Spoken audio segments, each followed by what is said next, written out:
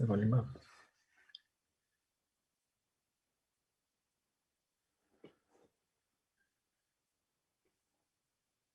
Thanks, Leighton, followed by Colin, and then Stephen. Morning, Dean. Just in terms of waiting, your beard's considerably more grey than the last time we saw you. Is it good to know that you're finally getting on a plane and going over? Yeah, thanks for the notice in my my change. I'm going to call it wisdom and knowledge. Nothing to do with the job, but I think I might be a little bit whiter after my 2-year appointment. But yeah, back to your question. I think we're all pretty excited to finally be back to playing cricket again. I mean, it's been such an up and down kind of period for all of us. I think as players, we've been quite frustrated by having kind of limited access to be able to play international cricket again. But yeah, nonetheless, we're still very excited and keen to get going, irrespective of where we're going. Yeah, whether we're in a bubble or not, we're still very excited for the up and coming series. Colin? Hi, Dean. Congratulations and good luck with your captaincy. Thanks, Colin. It's been 11 years since South Africa last played a test in the West Indies, and obviously none of your current team have played there. Have you been to the West Indies in any capacity at all, and what do you expect there? Yeah, thanks, Colin. I was there, I think in 2016, we played a triangular when I was still part of the white ball side. We played Australia, West Indies, South Africa triangular. But I didn't play any games, but obviously I got to see what the kind of conditions were. It was obviously a different venue. From my knowledge and my reading and hearing what our management have come up with already, it seems like St. Lucia is quite a low and slow kind of place with regards to the wicket, which is obviously something that we've been preparing already with our camp that we started yesterday. So yeah, I think a big factor for me is going to be the adaptation factor once we get there and once we actually allowed to leave the hotel and start training as a group. So yeah, it's going to be a challenge for all of us going forward. But I'm pretty sure everyone's going to be ready to go once we start the series. I know there's going to be a lot of emphasis going forward with regards to preparation. That's the one thing we can control, at least, is the way we prepare going into the series. Okay, maybe a quick follow-up. So you have to actually stay in the hotel for some days. How many days before you can actually get out and train there? I think it's a 4-day process. I think we have a 3-day quarantine where we have to have 2 COVID tests leading up to day 4. I think once you return your 2 negative tests, you're allowed to leave the hotel and go practice. I think that's pretty much why we're leaving at the time period we are leaving, just to give us a bit more, a few more days that we can obviously adhere to their quarantine regulations and respect the processes that they've obviously put in place for us. Okay, thank you. Thanks, Colin. Just to add to that, Colin, it'll be 3 days hard lockdown in the rooms, and then day 4, if everyone is negative, everyone can then begin training. And then after that, after day 7, then everyone can basically roam around the hotel and start living pretty much normally. But after day 4, the team will still be confined to their rooms. So, Stephen, up next. Hi, Dean. As Colin said, congratulations and good luck for the first series. Something I think we can all agree on is that talent has never been an issue with South Africa, but maybe in the last couple of months, maybe the mental game becoming quite tough. Do you think, as someone who's always been so good mentally and so mentally tough, do you think that's one of the biggest things you can bring to the team as captain? I think so. I think it's also just trying to change players' mindsets going forward. I think that's one of the challenges when you got 18 different individuals to deal with is to try and get that buy-in from every individual, and obviously trying to get them to trust your process going forward. It's kind of a tough thing when you have to work with different individuals with different mindsets and different opinions. So yeah, I also hope that what I've done in the past would also rub off on the players now. And yeah, it's definitely going to be one of the more challenging aspects of the job. It's just to try and get the trust of the players that they can just rely and trust that the process and the words and the communication that I'm putting out to them, that they can obviously follow that. Fidos, followed by Telford, and then Kanyiso. Thanks, Sibukazi. Sorry, can I just check before I ask my question? Will there be any training in those first 4 days as a group or not? There'll be no training. 3 days. In the first 3 days, there'll be no training. On day 4, we're allowed to leave and train. Okay, brilliant. Thank you. Hi, Dean. While you guys are over there, the World Test Championship final will be played. And I guess, this time South Africa have missed out and are quite far down the rankings. But I'm sure you're aiming to get to that at some point. If you were to think now, like from the starting blocks, what's the biggest challenge in terms of getting there, just knowing what the schedule's like and where the team is at? Yeah, it's a tough one for those. We haven't played a lot of cricket in the last while. So from a competitive point of view, it was quite kind of difficult for us to get a process going forward as a team. Now that we're almost in like a new chapter, we obviously need to play more cricket and we need to play better cricket. We're very conscious that over the last period, we haven't been very consistent. Our skill level hasn't been where it should be. Ultimately, yes, we want to compete and we want to play in a final of a World Test Championship. I think that's pretty much high on my bucket list. But I understand there's a way there's a way and a process that you got to follow. In order to do that, we need to get back to a bit more of a consistent nature of cricket, a bit more of a South African way again. And obviously trusting the process that we have to follow. It's also another challenging aspect to get players to actually believe in the process and actually kind of do it quickly and adapt quickly. So yeah, it's something that I'm very strong. I believe very strongly in is for us to follow the process and us trying to climb up that rankings system again. Because where we are at the moment is obviously not doing us a lot of favors, and it's not a good visual for a lot of us. We're very conscious and aware of that for those, and I'll do everything in my power that I have within the team to try and get us up the rankings and obviously contending for that spot again. Telford? How's it, Dean? Good luck over there. We saw with the end of last season, a lot of players were missing, specifically from the white ball stuff, and it made a big impact. Just how much is it going to be?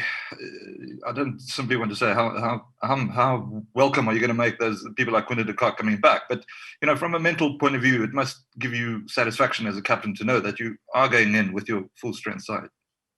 Definitely, Telford. Those players are so valuable for us.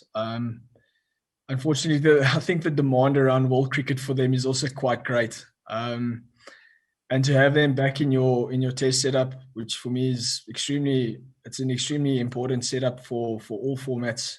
To have them around and their knowledge is something that I won't be able to replicate. We don't have a lot of experience floating around, so those players are massive for an environment going forward. Thank you. Yeah. Thank you very much. Good morning, Dean, and good morning to everyone. It's a short twofold question. Have you guys, first and foremost, vaccinated for COVID-19? And secondly, do you feel that this is a new page for you as a captain and the team, considering that you're the only player, I could be wrong, who remains from the Graeme Smith captaincy era? Just to touch on your first part, I'm here to answer cricketing questions, please. So if you can respect the forum as just cricketing questions, I'd appreciate that. And back to your second question, what was that? Grahamson. I was asking that, do you feel that this is a new page from a cricket perspective for you, because you're the only player who's remaining from Graham Smith's captaincy era as a player? You're making me sound old now. Well, I must say in that era, it was totally different to what it is now. We had a lot of experience and we had a lot of test caps around then. And my learnings out of that, I'd like to try and use and implement in the current situation where we are now, which is going to be a good challenge for me. It's something that I'm really looking forward to. So I mean, my learnings out of that and the quality conversations I've had with Graham over the years, I'd like to see that as a massive positive for us going forward. And I think if I don't use that knowledge and the chats that I've had, I'm going to let this environment down. So yeah, I'd like to see the period that I've spent in that time and even the years after that has molded me and taught me a lot of good lessons that I obviously have to filter into this group now. Nick? Morning, Dean. Congrats to you. You spoke earlier about getting back to the South African way of playing. What does that mean to you? Look, we've always been the nature of with our fast bowlers. We've always had a batting lineup that scored heavily with regards to runs. So I think that's basically the South African way for us. We need to get back to scoring big hundreds for us again. We need to get back to taking fifers like it used to be, something that we were accustomed to growing up, something that was a rich culture and a rich success for cricketers growing up. And yeah, I'd like to see us just get back to those ways, scoring runs again, taking 20 wickets to win a test. That's what made us successful in the past. And I mean, there's great references that I was able to play with and watch when I was younger. And we know that we need to get back to those kind of old South African characteristic ways. I'll go with Stuart, who hasn't asked a question yet, and then we'll go back to one or two more guys. Stuart, you can go. Cool. Morning, Dean. Thanks, Sips. Just on the way selection works, Dean, how much say do you have in the selection of the squad? And how much say do you have in the final 11 that you will, the other 10 players that will go with you onto the field?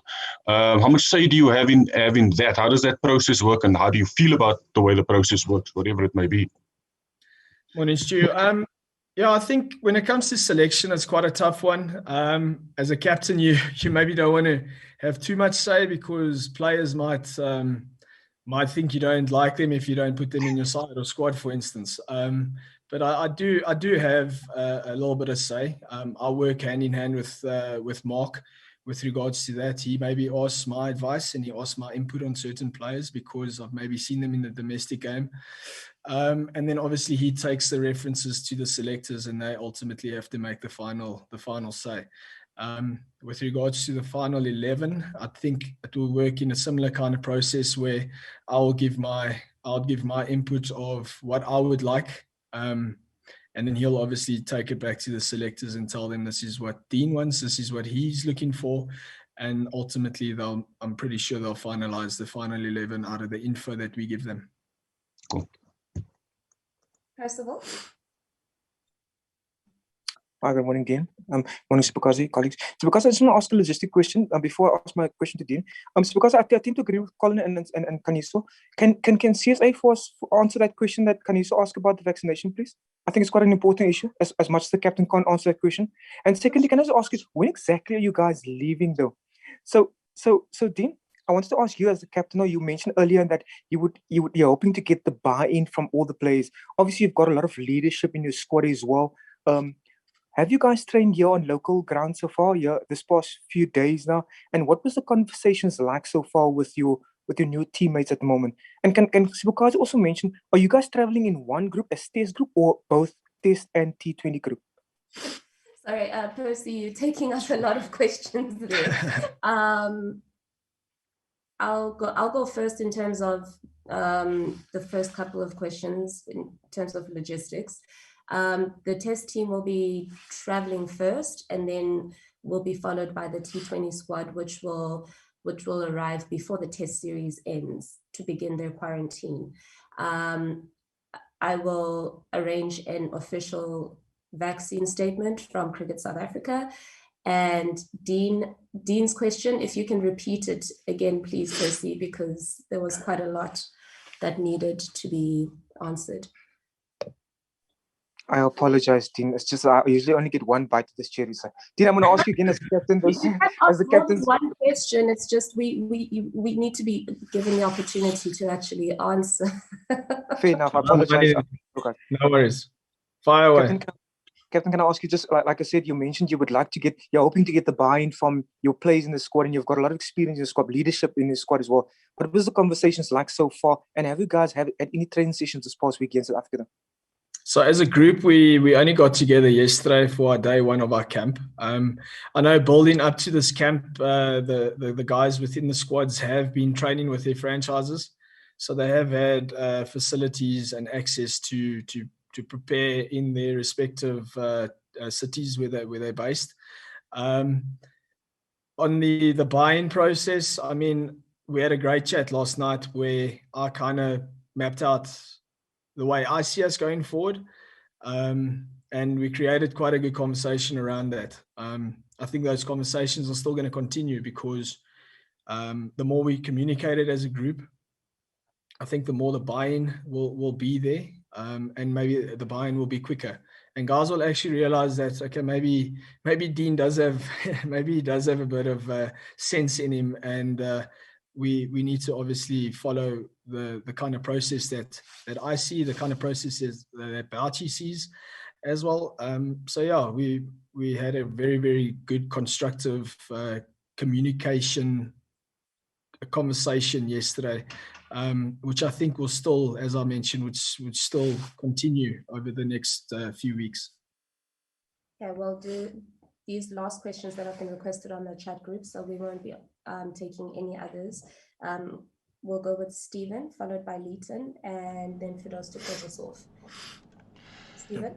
Dean, a lot of players coming back from the UK and being part of the provincial setup next season, which is going to be great for the local stuff. But also a lot of players suddenly who've got test experience potentially going to be eligible for selection for the Proteas.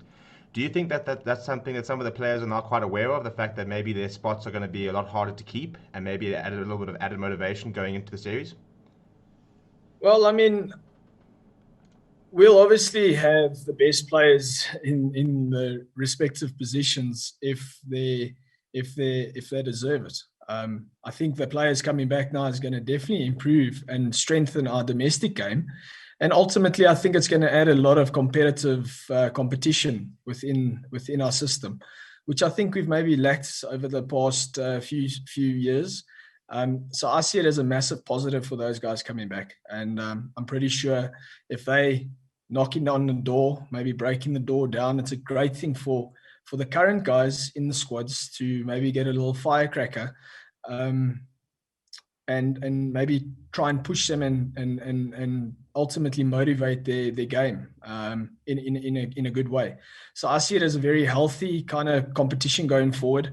I think it would be silly if we wouldn't allow those guys to be eligible for selection because they've ultimately come back and they've gained so much experience playing in the UK. And now I think they're going to boost our domestic game, which ultimately I think is going to filter into our national setup. Leighton? Dean, Keshav aside, very green spinning department that you have there in terms of Test cricket. Are you a bit wary that you can go into a spinning competition with the Windies a bit undercooked? I think one thing that COVID has done good for cricket is that you have your extended squads now, and I think you can tick nearly all the boxes when it comes to covering all your bases, whether it's adding more batsmen, whether it's adding more seamers or more spinners. I think it's the first time ever that we're touring with 4 spinners, and it's a massive luxury for myself as captain, and I think as a squad it's a big luxury for us. Obviously we don't know what the conditions are going to be. We're going to obviously have to assess it when we get there and adapt accordingly. So yeah, having more armory, I would say, with regards to spin bowling is a big positive for us going into this test, especially, or this test series, especially because we're not too familiar of the conditions, and I'd rather have too many players there than too little. And finally, Firdous. I realize obviously you've still got to get there and look at things and see kind of what type of team you want to play. But just in terms of the batting with Faf not around anymore, what are you thinking in terms of a combination there, and where are we likely to see someone like a Quinton de Kock? I think Quinny will be pretty much in his position that he's been for us for quite some time now. We look him at be at number 5 or 6. I would think Quinny's maybe going to be best suited at number 6 for us. Without Faf there, I think a guy like Keegan Peterson comes into the mix now. I think he's been waiting quite some time now on the sidelines, and there's a massive opportunity for him now if he gets selected, that he needs to obviously take his opportunity when it comes. And there's a lot of room for him to try and make an impact in our batting lineup. He's got a few years under his belt now domestically, and he's scored quite a lot of runs in the past few seasons, which is good for us. We know that he's a seasoned campaigner, quite experienced in the domestic game.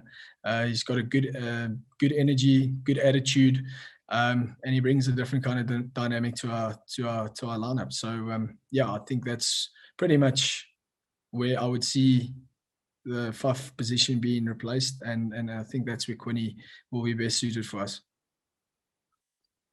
Thanks everybody for your questions. Just to also let you know, Enoch Ngwe has taken personal responsibility or family responsibility leave, I apologize, and will not be joining the team for the test series, but he will be joining the team for the white ball leg of the tour. We will have Titans or Northerns head coach Mandla Mashindi joining us in the assistant coach capacity.